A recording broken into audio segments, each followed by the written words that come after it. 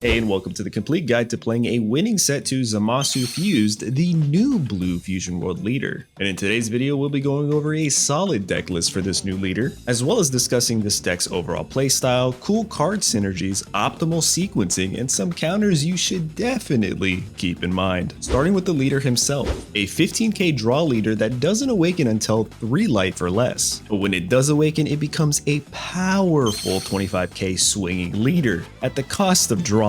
You see, just like Broly, this leader doesn't draw when attacking upon awakening. It does, however, let you draw in the form of sending the top card to your life when you're at 2 life or less for the cost of 1 card from your hand and 1 energy. So it kinda really is like Broly in a sense, and you better hope your opponent doesn't crit you. So with this deck and leader, you'll want time to draw, build up, and leverage your board state before going all in with cards like the Secret Rare Vegito or even the board clearing Zeno. But either way, this leader is super strong, and when paired with a deck that helps it maximize synergies late game, it can often become quite unstoppable. Speaking of synergies, we have the 1-drop searcher Shin lets you search for any Potara card out of the top 5 cards of your deck. This means you can pull the 4 or 5 cost Zamasu Fused, the 3 or 5 cost Vegito battle card, or even the 2 extra cards in today's deck list being Blades of Judgment or Absolute Lightning,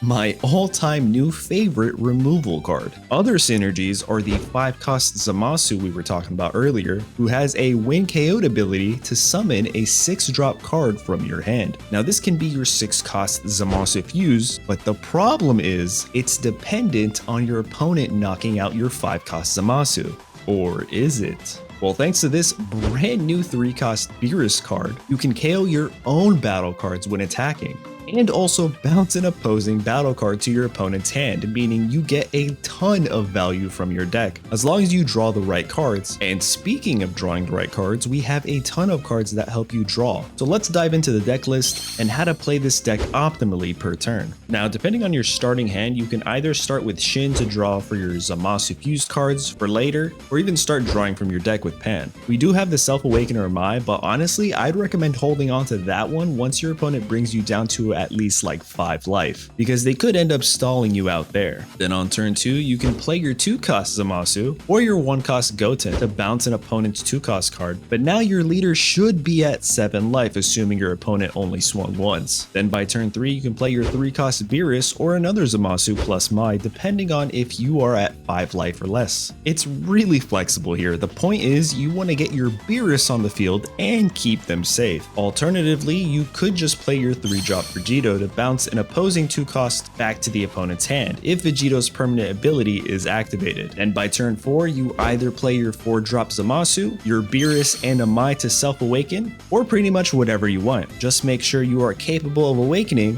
when you need to, and have that Beerus on board, damn it, because by turn 5, you can summon your 5-cost and swing with all your might. Your leader with 25k power, all your Zamasu swinging for life or card advantage, then your Beerus, who can knock out your 5-drop Zamasu after they attack in order to summon your 6-drop 40k battle power Zamasu. Now this card is insane. It's a crit and can bounce your opponent's board once per turn whenever your opponent plays a battle card and your leader is at its final life. So you need to play this one strategically. Honestly, a ton of risk, but the reward is so high with board control. Now, some counters you should be aware of are the obvious blue mirror matches. Since this deck really works with building up your board, your opponent could just literally Zeno you and wipe your entire board and waste all your turns leading up to it. Other problems would be going into green's insane ramp, because that's a color group that you don't really want to take into the late game. It's not impossible, it just makes it really tough. And another unfavorable match is yellow and how it can rest your cards like Beerus. So as long as you have enough combo and can at least maneuver out of that predicament, you should be okay. But that's pretty much my quick, easy, and beginner-friendly guide to the new Blue Zamasu deck list for Dragon Ball Super Fusion World. Let me know what you think and if you have any questions. Also, don't forget to tap the like button and subscribe so you can stay up to date on all things Fusion World. And if you still want more, then check out this video here next.